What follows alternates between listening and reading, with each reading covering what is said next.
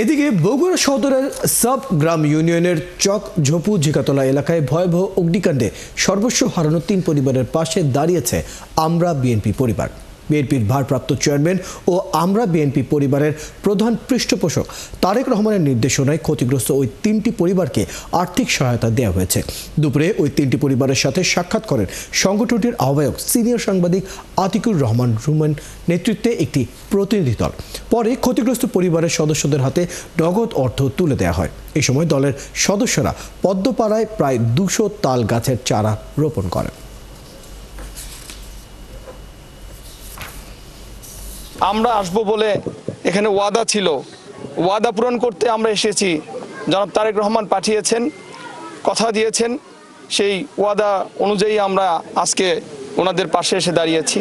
যৎসামান্য help এবং সহানুভূতি জানালাম, কুশল বিনিময় করলাম, সাহস দিলাম এবং তারা ইনশাল্লাহ ঘুরে দাঁড়াবে এই আশাবাদ ব্যক্ত করছি।